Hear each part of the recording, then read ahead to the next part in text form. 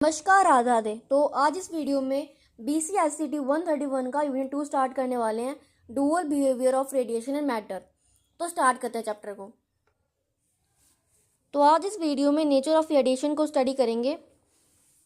Light as a electromagnetic wave पढ़ेंगे, particle nature of radiations पढ़ेंगे।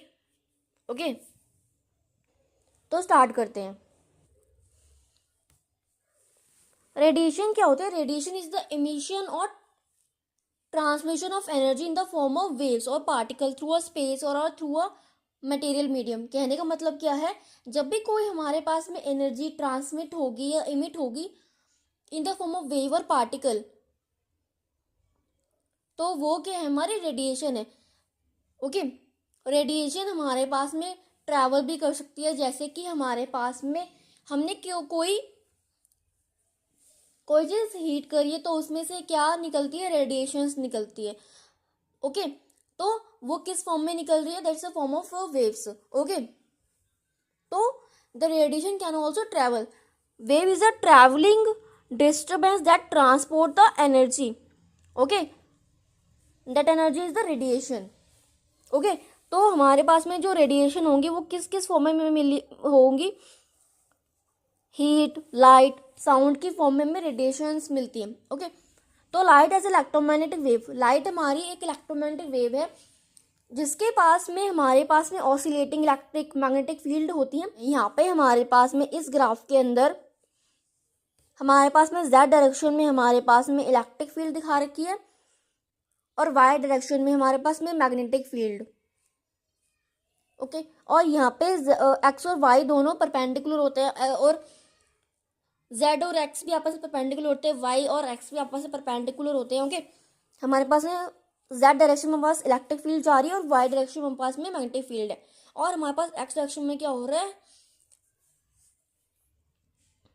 Light का propagation. तो यहाँ पे X के डायरेक्शन में हमारी इलेक्ट्रोमैग्नेटिक वेव ट्रैवल कर रही है। ओके, तो यहाँ पे हमारी लाइट जो है एक्स डायरेक्शन में ट्रैवल करेगी क्योंकि light is a electromagnetic wave. Electromagnetic wave को हम EM वेव भी बोलते हैं। ओके, तो किसी भी वेव के अंदर लेट सपोज यहाँ पे हमारे पास में ये वेव है। ओके, तो ये हमारा क्या है? क्रस्ट है, द टॉप मोस्ट पॉइंट। और जो सबसे बिलो वाला पॉइंट है वो हमारा क्या है? बिलो वाला पॉइंट क्या हमारा? ट्रोम। ओके, तो यहाँ पे ये दो क्रस्ट के बीच का जो डिस्टेंस है दैट इज आर वेवलेंथ। यहाँ पे दो ट्रफ के बीच का जो डिस्टेंस है वो हमारा क्या है? That is our wavelength. Okay, तो distance between two successive crest और ट्रफ, दोनों में से कुछ भी दो क्रस्ट के बीच का जो डिस्टेंस है दैट इज वेवलेंथ। ओके, तो फ्रीक्वेंसी क्या है? नंबर ऑफ वेव्स जो पर सेकेंड में बन रही है that is our frequency. Okay, unit क्या होती है? हर्ट्ज यूनिट होती है। क्या से डिनोट करते हैं? न्यू से डिनोट करते हैं। Nu is a Greek letter. Nu क्या एक ग्रीक लेटर है और 1 hertz is equals to per second. Okay, और फ्रीक्वेंसी हमारे पास में is a reciprocal of time period. Okay, तो यहाँ से हमारे पास में टाइम पीरियड क्या आ जाएगा? That is equals to 1 upon में फ्रीक्वेंसी। यानी कि एक ऑसिलेशन होने में जितना भी टाइम लगेगा that is our time period. एक ऑसिलेशन होने में जितना भी टाइम लगेगा that is our time period. Okay, time period क्या है? Time for one oscillation is our time period. Time period को पीरियड ऑफ ऑसिलेशन में कहते होंगे। T अपॉन में 1 अपॉन न्यू नोट करते हैं। यहाँ पे ये जो फॉर्मूला है इसमें C जो है वो है हमारी speed of light in vacuum. Okay, that is 2.998 into 10⁸8। Okay, इसको हम सिंपली 3 इंटू 10⁸8 से भी इक्वेट कर सकते हैं। वेव नंबर को हम न्यू बार से नोट करते हैं, न्यू टिल्डे से नोट करते हैं। वेव नंबर क्या है? Wave number is a reciprocal of our wavelength. Okay, तो यहाँ से अपने पास में फॉर्मूला न्यू बार का आ जाता है, लैम्डा को ही रेसिप्रोकल कर दिया यहाँ पे। ओके, तो न्यू बार क्या से यूनिट क्या होती है? पर मीटर होती है। एम्पलीट्यूड क्या होता है? The peak height of the trough और the crest, that is the amplitude of the wavelength. यहाँ पे देखते हैं, तो यहाँ पे जो ये मैक्सिमम हाइट जो अटेन कर रहा है दैट इज आर एम्पलीट्यूड।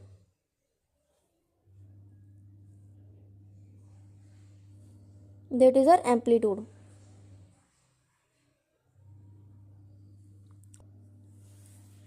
तो यहाँ पे हमें इलेक्ट्रोमैग्नेटिक रेडिएशंस की रेंज दे रखी है। यहाँ पे लोअर फ्रीक्वेंसी पर हमारे पास में रेडियो वेव है और हायर फ्रीक्वेंसी पर हमारे पास में गामा रेज, एक्सरे रेज है और मिडल में हमारे पास में विजिबल रेज है। Okay, visible light. ओके, तो रेडियो वेव हमें पता है कि किस लिए यूज होती है, that is use in the wifi, Bluetooth, in the phones. Okay, X ray rays हमारे डायग्नोसिस में यूज होती है और इसकी फ्रीक्वेंसी काफ़ी ज़्यादा है। और जिसकी फ्रीक्वेंसी ज़्यादा होगा, क्योंकि यहाँ पे हमारे पास में हमें पता चल रहा है कि यहाँ पे फ्रीक्वेंसी हमारे पास में इन्वर्सली प्रोपोर्शनल है टू द वेवलेंथ। ओके, तो हमारी अगर वेवलेंथ ज़्यादा है तो हमारे पास फ्रीक्वेंसी कम होगी। ओके, तो यहाँ पे अगर हमारी फ्रीक्वेंसी बढ़ रही है, फ्रीक्वेंसी बढ़ रही है तो हमारे पास में वेवलेंथ क्या होगी? डिक्रीज होगी। ओके, तो रेडियो वेव्स की लो फ्रीक्वेंसी है तो उनकी वेवलेंथ क्या होगी? हाई होगी। एक्सरे रेज और गामा रेज की फ्रीक्वेंसी हाई है तो उनकी वेवलेंथ लो होगी। तो यहाँ पे डिफरेंट वेव्स के लिए उनकी वेवलेंथ, फ्रीक्वेंसी और एनर्जी दे रखी है। तो यहाँ पे डिफरेंट विजिबल रीजन और अल्ट्रावायलेट रेज के लिए वेवलेंथ दे रखी है। क्या पता चल रहा है कि वेवलेंथ जो बढ़ रही है, इस डायरेक्शन बढ़ रही है और फ्रीक्वेंसी हमारे पास में इस डायरेक्शन में बढ़ रही है। ओके, तो रेड की हमारे पास वेवलेंथ सबसे ज़्यादा है, जब भी तो ये ट्रैफिक लाइट्स में होती है क्योंकि बहुत ज़्यादा दूर से हमें विजिबल हो जाती है। ओके, तो वॉयलेट की हमारे पास सबसे कम वेवलेंथ है than that of the red colour. तो यहाँ पे हमें फ्रीक्वेंसी दे रखी है, तो हम इससे हम अपनी वेवलेंथ निकाल सकते हैं by applying into the formula. हमें यहाँ पे speed of light in vacuum पता है तो अप्लाई करेंगे और फ्रीक्वेंसी यहाँ पे डाली तो हमारे पास में क्या आ गया? यहाँ से हमें अपनी वेवलेंथ आ गई। इस फ्रीक्वेंसी पर जो भी हमारी वेवलेंथ है that is okay 299.8 nanometer. Okay, इससे हम अपना न्यू बार भी निकाल सकते हैं, वेव नंबर। ओके, तो डिफ्रैक्शन और इंटरफेरेंस को हम by wave nature of radiation ही समझ सकते हैं। ओके, डिफ्रैक्शन पैटर्न हम फिजिक्स में पढ़ेंगे। ओके, तो एक क्वेश्चन देखते हैं। यहाँ पे हमें फ्रीक्वेंसी ऑफ येलो लाइट निकालनी, हमें यहाँ पे वेवलेंथ दे रखी है, हम कैसे निकाल सकते हैं? बाय अप्लाइंग द फॉर्मूला हमारे पास। तो इसकी फ्रीक्वेंसी निकाल लेते हैं। Nu is equals to c upon में लैम्डा। हमें अपने सी की वैल्यू पता है दैट इज 2.998 इंटू में 10⁻8 और लैम्डा हमारा नैनोमीटर्स में है तो इसको मीटर में कन्वर्ट कर लेंगे और 1 nanometre is equals to 10⁻⁻9 metres. Okay, तो यहाँ से क्या आ गया? 560 इंटू में 10⁻⁻9। तो जब कैलकुलेट करेंगे तो यहाँ से हमारे पास में क्या आ जाएगा? तो यहाँ से क्या आ गया हमारे पास में 0.00535 इंटू में 10⁻। ओके, तो यहाँ से क्या आ गया है? 5.35 इज इक्वल्स टू 10⁻14। ओके, तो इस तरह से हम फ्रीक्वेंसी ऑफ किसी भी लाइट को निकाल सकते हैं। ओके, यहाँ पे विबग्योर को in terms of frequency relate करना है, देखते कैसे करेंगे। यहाँ पे हमारे पास में हमने इस टेबल में क्या देखा था कि वॉयलेट की सबसे क्या थी, सबसे कम वेवलेंथ थी, इंडिगो की उससे ज़्यादा, ब्लू की उससे ज़्यादा, रेड की सबसे ज़्यादा थी। ओके, तो यहाँ पे हमें क्या पता चल रहा है कि वेवलेंथ का, इन टर्म्स ऑफ वेवलेंथ देखें तो सबसे कम वॉयलेट की है, उससे ज़्यादा हमारे पास में इंडिगो की है, उससे ज़्यादा ब्लू की है, देन फिर ग्रीन, देन फिर येलो, देन फिर ऑरेंज एंड देन फिर रेड। ये तो हमारा वेवलेंथ के लिए। ओके, ये तो हमारा वेवलेंथ के लिए। अगर फ्रीक्वेंसी के लिए हमें निकालना है, और फ्रीक्वेंसी और वेवलेंथ दोनों आपस में क्या होता है, इनवर्सली प्रोपोर्शनल, तो यहाँ पे जो ग्रेटर देन का साइन है वो लेस देन हो जाएगा। ओके, तो यहाँ से क्या है, V is greater than I, I is greater than B is greater than G is greater than Y and Y is greater than O than R। तो ये हमारा क्या रहने वाला, ट्रेंड रहने वाला है। तो इसका आंसर हमारा क्या आ जाएगा,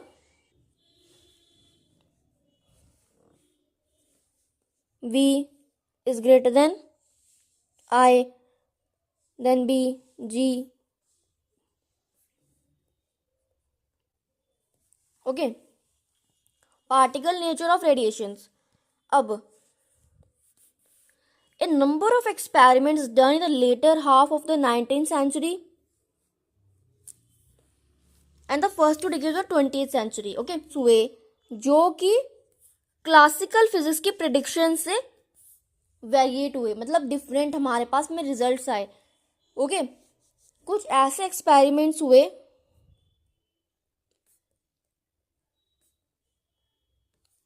इस पीरियड में कि क्लासिकल फिजिक्स से जो रिजल्ट, जो प्रेडिक्शन निकाल रहे थे, उससे हमारे जो एक्सपेरिमेंटल रिजल्ट है वो अलग आए थे। ओके, तो यहाँ पे इसके स्पेसिफिक केसेस कुछ बताए हुए हैं which indicate the inadequacy of the classical physics.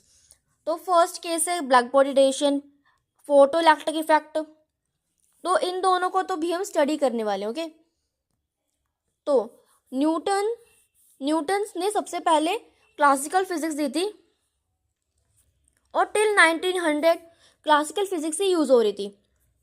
Okay, और लॉज सारे के सारे सेलेस्टियल बॉडी, प्लैनेट, सब पे वर्क कर रहे थे। ओके, बट इसमें अजम्पशंस क्या थी कि कोई भी रिस्ट्रिक्शन नहीं थी डायनेमिक वेरिएबल्स पर, मतलब कोई भी वैल्यू हो सकती थी। No restriction, no limit on the accuracy with which one or more dynamic variable a system can be measured. कोई भी लिमिट नहीं थी एक्यूरेसी, हम कितनी भी एक्यूरेसी हमारे पास में हर वेरिएबल की आ सकती थी। बट लिमिट तो प्रिसीजन ऑफ मेजरिंग इंस्ट्रूमेंट की, हमारा हम लिमिट लगा सकते थे हमारे प्रिसीजन इंस्ट्रूमेंट के ऊपर। ओके, प्रिसीजन कहने का मतलब क्या होता है, हम हमारे पास कितनी छोटी वैल्यू आ रही है, कितनी एक्यूरेट वैल्यू आ रही है।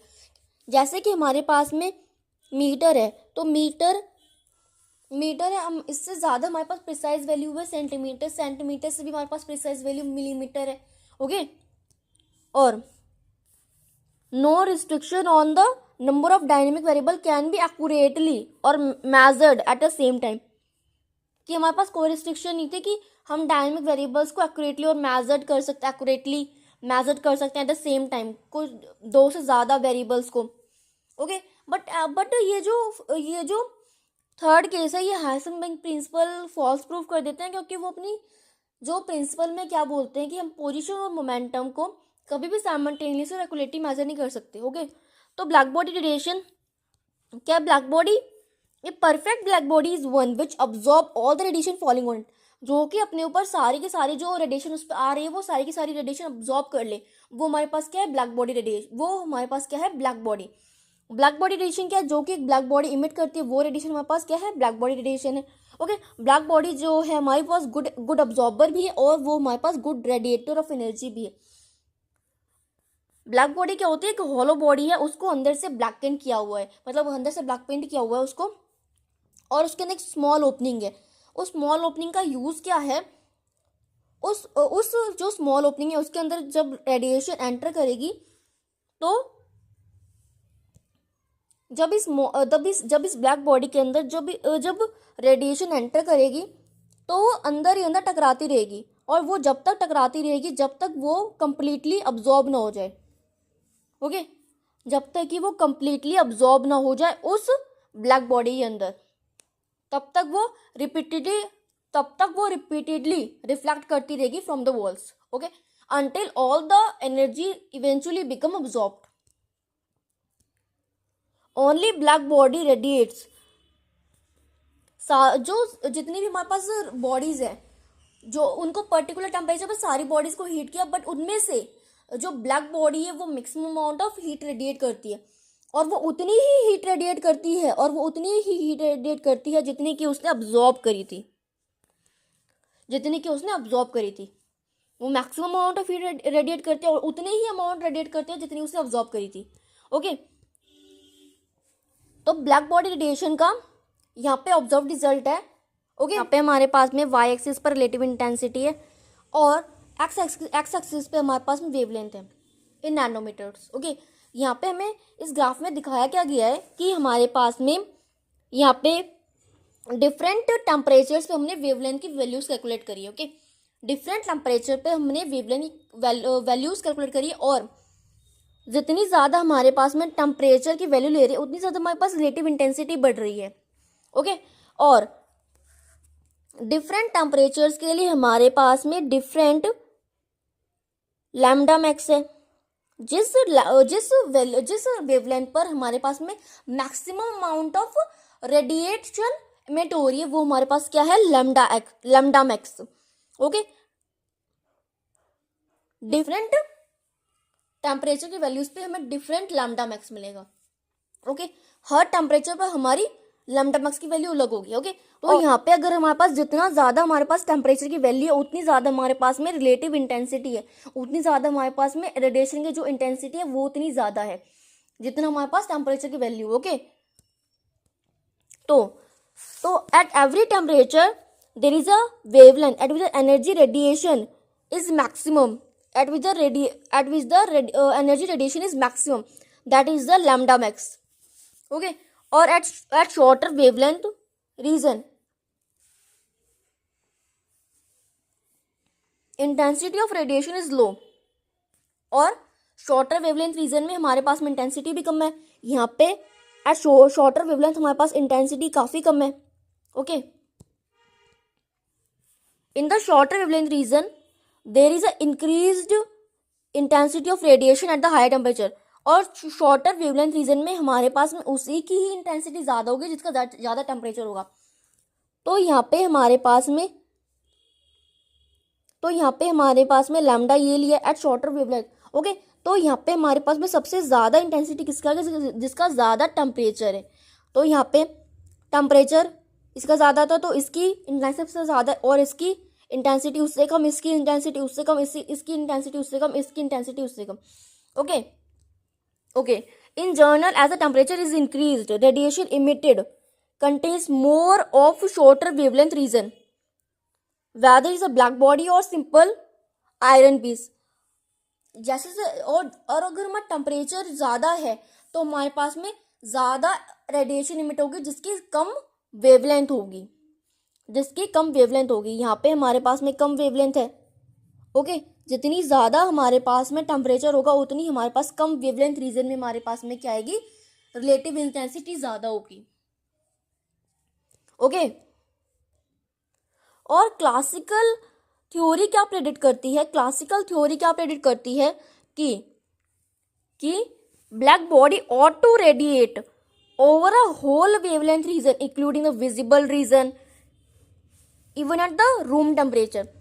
कहने का मतलब क्या है, ब्लैक बॉडी हर वेवलेंथ पर एनर्जी रेडिएट करती रहेगी at the room temperature as well. Okay, तो जैसे जैसे हमारा टेम्परेचर बढ़ेगा वैसे वैसे हमारे पास रेडिएशन जो है यूनिफॉर्मली इंटेंस होने लगेगी, वैसे वैसे हमारे पास में एनर्जी है वो यूनिफॉर्मली मोर इंटेंस होने लगेगी। तो ग्राफ से समझते हैं एक बार ये, तो ये क्या है हमारे पास में, ये क्या है हमारे पास ऑब्जर्व रिजल्ट जो मैं एक्सपेरिमेंट से मिलाई है, हमारे पास एक्चुअल रिजल्ट जो हमारे पास में रिजल्ट आया है। ये और ये कि हमारा जो हमारा क्लासिकल थ्योरी ने जो प्रिडिक्ट किया है वो रिजल्ट है। ये कि हमारा एक्सपेक्टेड रिजल्ट।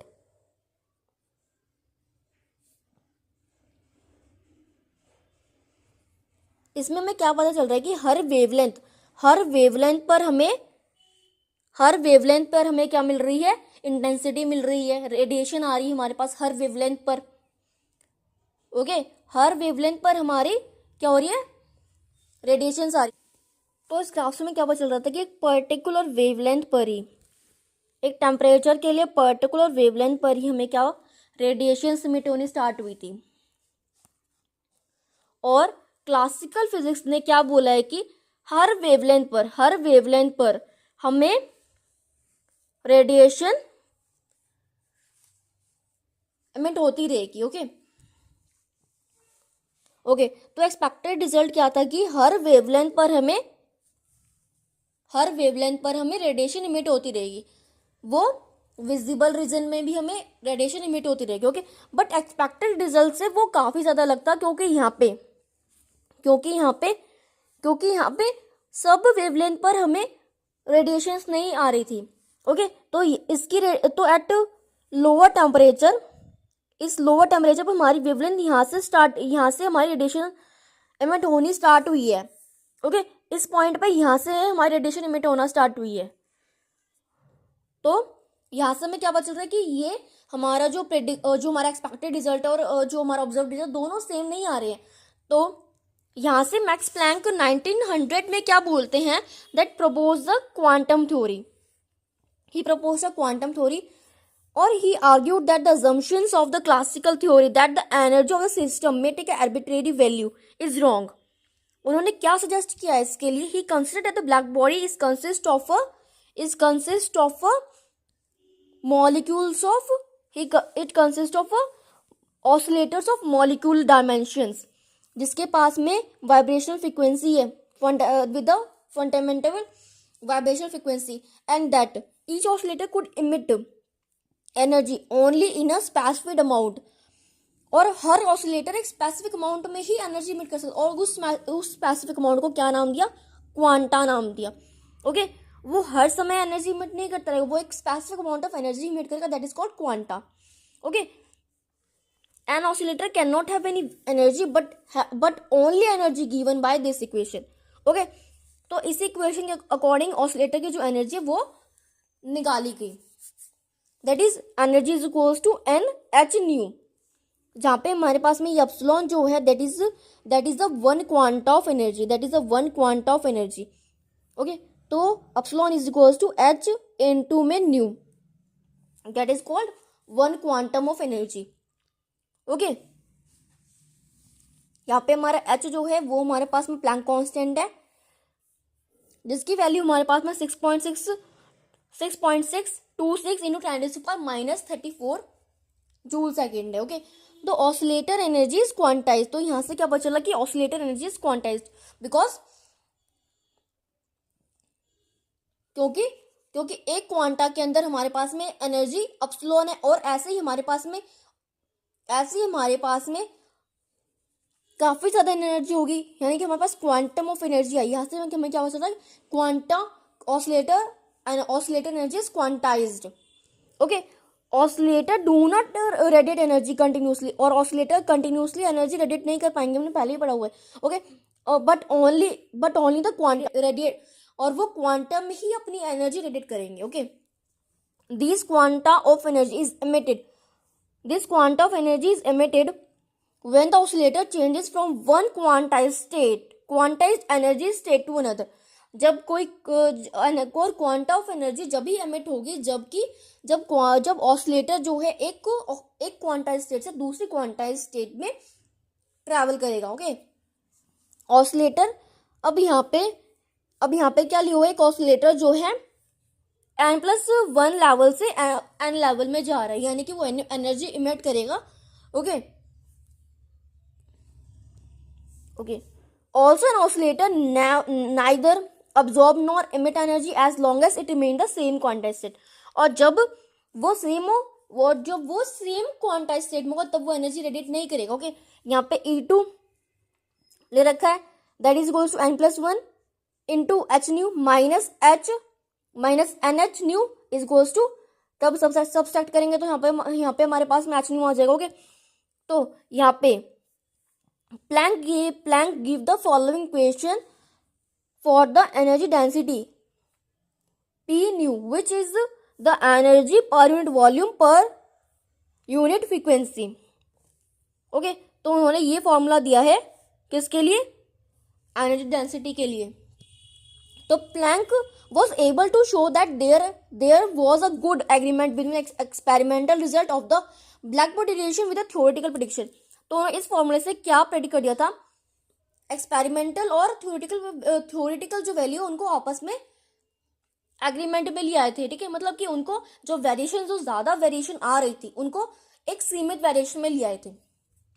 ओके, तो ज्यादा डिफरेंस नहीं आ रहा था दोनों के बीच में। ओके, तो the number of oscillator possessing sufficient energy nu known as the oscillator population। यानी कि जैसे कि हमारे पास में n स्टेट में हमारे पास में जितने भी ऑसिलेटर्स हैं उन सबको उस स्टेट में जितने भी ऑसिलेटर हैं वो क्या हमारे पास oscillator population at that energy level, वो क्या हमारे पास ऑसिलेटर पॉपुलेशन। ऐसे n+1 में जितने भी हैं वो हमारे पास उस लेवल के लिए क्या है, उस एनर्जी लेवल के लिए क्या उसकी ऑसिलेटर पॉपुलेशन है। ओके, यहाँ पे e⁻⁻ upon Boltzmann constant into temperature is equals to, ये क्या है हमारा बोल्ट्जमैन फैक्टर। यहाँ पे k क्या है हमारे पास, बोल्ट्जमैन कांस्टेंट है।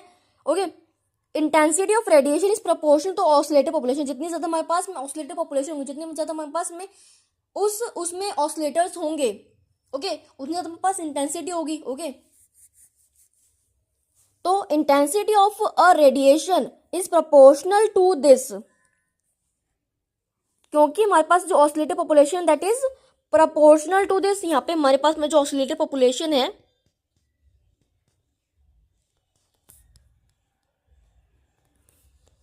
that is proportional to Boltzmann factor। Okay, और यहाँ पे हमारे पास इंटेंसिटी प्रोपोर्शनल टू दिस, तो यहाँ से हमारे पास इंटेंसिटी भी आपस में प्रोपोर्शनल हो गई।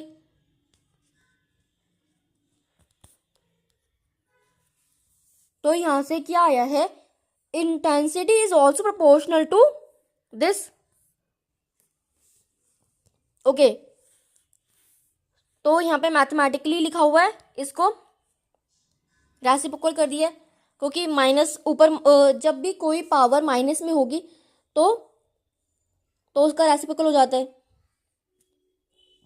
ओके, तो as the frequency increases the value decreases, this value will decrease. Okay, the intensity of the radiation of a higher frequency or the shorter wavelength is low।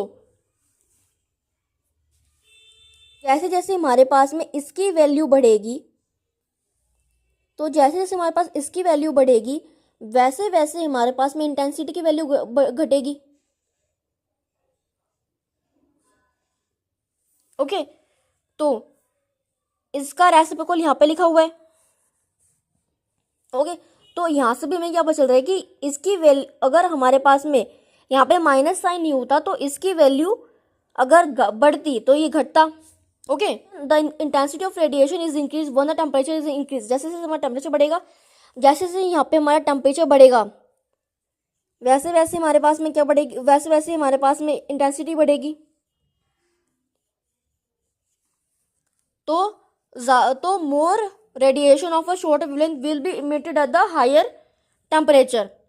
तो ज्यादा रेडिएशन जिनकी shorter wavelength है वो higher temperature पर emit होंगी। was able to explain the lambda max value at the each level। तो Planck's using the mathematical approach was able to explain the lambda max value at the each term। तो the ray of light having the frequency nu can be considered as the stream of particles each having the energy h nu। These particles are now known as photons. तो रे of light के पास भी हमारे पास में particles होता है जिनको कहते हैं photons. The ray of light having the frequency nu can be considered stream of particles. तो लाइट को क्या कहा है, एक स्ट्रीम ऑफ पार्टिकल्स है that contains the particles known as photons. Light के अंदर क्या है, फोटोन्स है। This means that if a ray carrying an energy E into a some region, then the number of photon N arriving is E into E upon में H new. तो यहाँ से हमारे पास में नंबर ऑफ फोटोन्स की value आ जाती है। ओके, तो फोटो इलेक्ट्रिक इफेक्ट पढ़ते हैं अब। तो इमिशन ऑफ, तो फोटो इलेक्ट्रिक इफेक्ट क्या है, यहाँ पे अगर हमारे पास में एक इनकमिंग लाइट आ रही है, यहाँ पे इनकमिंग लाइट आ रही है। ओके, तो ये इस मेटल सरफेस पर पड़ रही है। तो यहाँ से क्या हो रहा है, एक फोटो इलेक्ट्रॉन जो है इमिट हो रहा है, एक फोटो इलेक्ट्रॉन इमिट हो रहा है। तो इसी इमिशन ऑफ इलेक्ट्रॉन को क्या कहते हैं, photoelectric effect. Okay, the emission of electron when the metal are irradiated with the ultraviolet light is known as the photoelectric effect.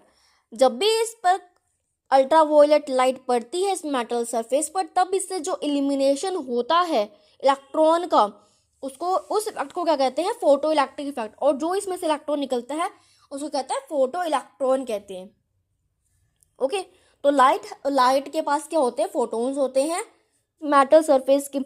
Her metal के लिए अलग अलग थ्रेशोल्ड फ्रीक्वेंसी होती है। ओके, तो इस मेटल सरफेस को जो मिनिमम अमाउंट ऑफ एनर्जी चाहिए इस फोटो इलेक्ट्रॉन को इमिट कराने के लिए, that is called threshold frequency,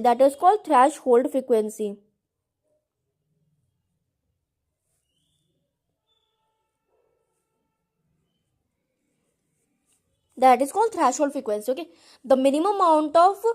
the minimum frequency of light known as a threshold frequency is required to emit the photoelectron is called the threshold frequency। तो threshold frequency definition क्या, the minimum amount of light required to emit the photoelectron is called the threshold frequency। अगर इससे कम की frequency की अगर हमारे पास में लाइट जो है इस मेटल सरफेस पर पड़ेगी, तो हमारे पास में इसमें से कोई भी फोटो इलेक्ट्रॉन इमिट नहीं होगा, क्योंकि हमारे पास में ये थ्रेशोल्ड फ्रीक्वेंसी है, मिनिमम वैल्यू है। इससे कम में हमारे पास में कोई भी इमिशन ऑफ इलेक्ट्रॉन नहीं होगा। ये क्या है, मिनिमम वैल्यू है, मिनिमम फ्रीक्वेंसी है, मिनिमम वैल्यू फ्रीक्वेंसी है कि इससे कम में कोई भी इमिशन ऑफ इलेक्ट्रॉन नहीं होगा। ओके, तो frequency of incident light is less than this value, then the photoelectron will not be get emitted। Okay, तो इस थ्रेशोल्ड फ्रीक्वेंसी को न्यू नॉट नोट करते हैं। Okay, new not is characteristic of the metallic surface used. Her metal की अलग अलग threshold frequency होती है। Okay, increasing the frequency of the light beyond threshold frequency value only increases the velocity of the photo electron. बस उसकी, अगर हमारे पास threshold frequency ज्यादा, उस मेटल सरफेस पर क्या करेंगे, लाइट रिफ्लेक्ट करेंगे, तो उसमें से उस फोटो इलेक्ट्रॉन की बस वेलोसिटी इंक्रीज होगी। ओके, तो जितनी ज्यादा हमारे पास फ्रीक्वेंसी से उस मेटल सरफेस, जितनी ज्यादा हम थ्रेशोल्ड फ्रीक्वेंसी ज्यादा की वैल्यू उस मेटल सरफेस पर डालेंगे, उतनी ज्यादा हमारे पास वेलोसिटी होगी उस फोटो इलेक्ट्रॉन की। तो Einstein explanation of the photo electric effect, applying the photon concept of the photoelectric effect, Einstein proposed that an electron at the surface of the metal gains an energy h nu by the absorption of the photon। तो जब भी इस surface पर metal surface पर जब भी कोई photon आता है, तो फोटोन की जो एनर्जी है वो उस इलेक्ट्रॉन के पास चली जाती है, और इलेक्ट्रॉन क्या हो जाता है, इलेक्ट्रॉन के पास एनर्जी आ गई तो इलेक्ट्रॉन क्या हो जाता है, इमिट हो जाता है। Okay,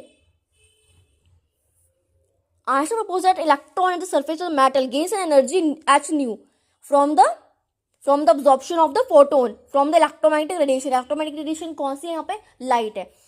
if the frequency new of the photon is greater then the minimum value that is new not और थ्रेशोल्ड फ्रीक्वेंसी, उससे अगर हमारे पास में कम फ्रीक्वेंसी की जो लाइट है वो उस मैटर सरफेस पड़ेगी तो हमारे पास कोई फोटो इलेक्ट्रॉन इमिशन नहीं होगा।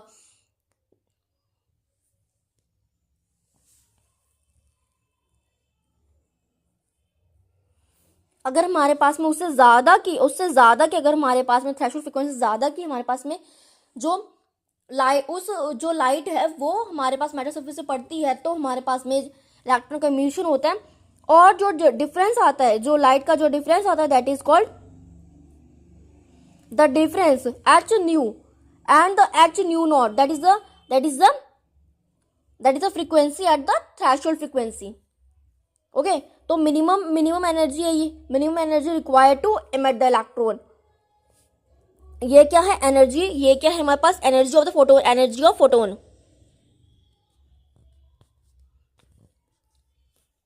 जो कि उस मैटर सरफेस ने अब्सॉर्ब करी है। ओके, और ये एच न्यू नॉट क्या है? मिनिमम एनर्जी उस इलेक्ट्रॉन को इमिट कराने के लिए। क्या है ये? मिनिमम एनर्जी उस इलेक्ट्रॉन को इमिट कराने के लिए। और इन दोनों का जो डिफरेंस है that is equals to kinetic energy, तो इलेक्ट्रॉन जितनी भी वो वेलोसिटी से जो इलेक्ट्रॉन है वो इमिट होगा वो हम इन दोनों का डिफरेंस से निकाल सकते हैं। ओके, तो ये हमारा किसके इक्वल होगा? काइनेटिक एनर्जी के इक्वल होगा। Okay, that is mv²/2। Okay, तो जब हमारे पास में न्यू की वैल्यू जो है न्यू नॉट से कम आती है, जो हमारे पास फ्रीक्वेंसी ऑफ लाइट पड़ी है वो हमारे थ्रेशोल्ड फ्रीक्वेंसी से कम है, तो हमारे पास में इसकी वैल्यू नेगेटिव आएगी, दैट इज मीनिंगलेस। मतलब कि हमारे पास कोई भी इलेक्ट्रॉन का इमिशन नहीं होने वाला है यहाँ पे। सो क्वेश्चन देखते हैं अब। A yellow bulb generates this number of photons with wavelength this, calculate the total energy generated. तो देखते कैसे करेंगे क्वेश्चन को। पे हमारे पास में एनर्जी का क्या फॉर्मूला होता है? That is equals to n into h nu. यहाँ पे हमारे पास में फ्रीक्वेंसी किसके इक्वल होती है? सी अपॉन में लैम्डा। यहाँ पे हम अपनी वैल्यू सब्स्टिट्यूट करेंगे तो हमारे पास यहाँ पे आ जाएगा नंबर ऑफ फोटोन्स कितने हैं? 2.8 इंटू में 10⁻20 इंटू में एच की वैल्यू प्लैंक कॉन्स्टेंट वैल्यू होती है 6.626 इंटू में 10⁻34। सी की वैल्यू होती है 2.998 इंटू में 10⁻8 अपॉन में लैम्डा की वैल्यू, लैम्डा हमारे पास में है 560 इंटू में नैनोमीटर्स में तो मीटर में कन्वर्ट करेंगे 10⁻⁻9। ओके, तो जब कैलकुलेट करेंगे तो यहाँ से हमारे पास में आएगा 99.3 जूल। ओके, नेक्स्ट क्वेश्चन देखते हैं अब। तो अभी क्वेश्चन देखते हैं कैसे सॉल्व करेंगे। Calculate the frequency of the radiation required to eject the photoelectron at the velocity this from the sodium metal surface having a threshold frequency. हमें थ्रेशोल्ड फ्रीक्वेंसी दे रखी है, मैं मिनिमम फ्रीक्वेंसी बतानी है of the radiation required to eject the photoelectron. यानी यहाँ पे हमें पता है कि mv² अपॉन में 2 is equals to h nu minus h nu naught होता है। हमें चाहिए frequency of the radiation that is acted on this sodium metal surface. Okay, तो हमें ये निकालना है। तो mv² एच में एक कॉमन लेके यहाँ पे डिवाइड में ले जाऊं। ओके, और प्लस में न्यू नॉट, तो यहाँ से मेरा क्या आ जाएगा? फ्रीक्वेंसी आ जाएगा। तो mv² अपॉन में एच निकाल लेते हैं अब। तो mv² अपॉन में एच निकाल रहे हैं। यहाँ से हमारे पास में m की वैल्यू दे रखी है यहाँ पे 9.3 109 इंटू में 10⁻³ -31 इंटू में वेलोसिटी रखी है 9 इंटू 10⁵ यानी कि 9 9 81 एंड 10⁵ को स्क्वायर करेंगे तो 10⁻10 अपॉन में एच की वैल्यू होती है 6.626 इंटू 10⁻34। तो यहाँ से कैलकुलेट कर लेंगे अपनी इतने पार्ट की वैल्यू, तो कैलकुलेट कर लेते हैं। और इंटू में 2, ओके, mv² अपॉन में 2h आएगा यहाँ पे। ओके, तो यहाँ से हमारे पास में क्या आ जाएगा 555.67 इंटू में 10⁻13। तो इज इक्वल्स टू हम क्या कर सकते हैं 5.567 इंटू में 10⁻14 आ जाएगा। तो यहाँ से ये जब इस फॉर्म में सब सब्स्टिट्यूट करेंगे तो हमारे पास में फ्रीक्वेंसी की वैल्यू आ जाएगी अपने। तो हमारे पास में क्या है 5 इंटू में 10⁻14 और हमारे थ्रेशोल्ड फ्रीक्वेंसी क्या आई थी 4.67 इंटू में 10⁻14 हर्ट्स।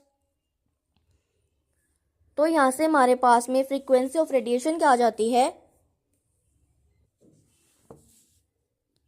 10.237 इंटू में 10⁻14 हर्ट्स। तो इतनी फ्रीक्वेंसी की रेडिएशन हमारी उस सोडियम मेटल पे पड़ी है ताकि हमारा जो फोटो इलेक्ट्रॉन है वो इमिट भी हो और वो उसके पास वेलोसिटी भी हो। Okay, thank you for watching. अगर वीडियो अच्छी लगी तो चैनल को सब्सक्राइब और वीडियो को लाइक करें।